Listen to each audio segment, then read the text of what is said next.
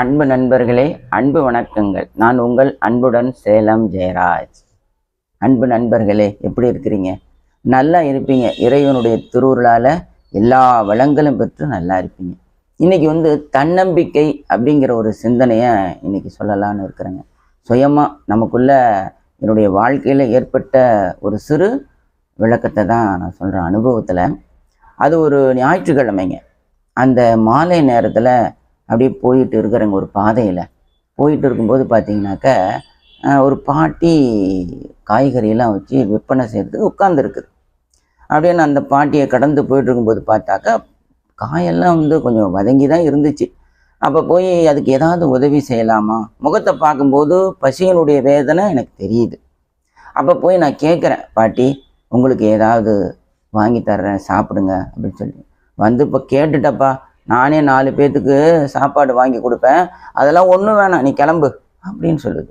உடனே கொஞ்சம் மனசு கனத்தத்தோடு அப்படியே கிளம்புறேன்.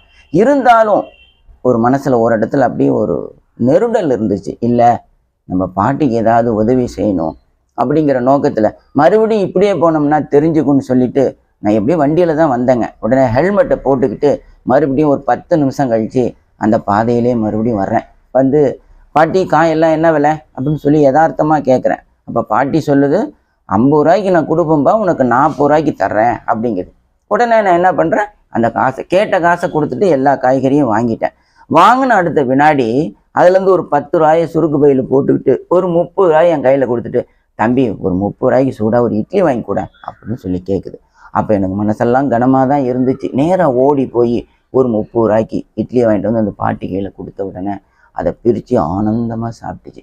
அப்போ இதுலேருந்து எனக்கு என்ன தெரியுதுன்னு கேட்டிங்கன்னா, தள்ளாத வயசு அந்த 90 வயசுலேயும் அந்த பாட்டி தன்னம்பிக்கை இழக்கலை. இதை விற்று இதில் வர்ற லாப காசில் தான் நான் சாப்பிடுவேன், யாருடைய துணை இல்லாமல் இருக்கிறத பார்த்து என் மனம் நெகிழ்ந்து போச்சுங்க. நண்பர்களே, நமக்கு கூட அந்த மாதிரியான ஒரு லட்சியம் இருக்கணுங்க. நமக்கு சுயமாகவே எல்லா விஷயத்துலையுமே தனியாக இருந்து சமாளிக்கக்கூடிய அந்த வல்லமையை இந்த பாட்டிக்கிட்ட இருந்து நான் கற்றுக்கிட்டேன். நீங்களும் அதில் நான் உங்ககிட்ட பகிரணும், இந்த விஷயத்தை பகிரணும், எனக்கு உண்மையாக நடந்த விஷயத்தை உங்ககிட்ட பகிரணும்னு தான் அதை நான் சொன்னேன். ரொம்ப நல்லது. வாழ்க வளமுடன். சப்ஸ்கிரைப் பண்ணுங்கள். வாழ்க வளம்.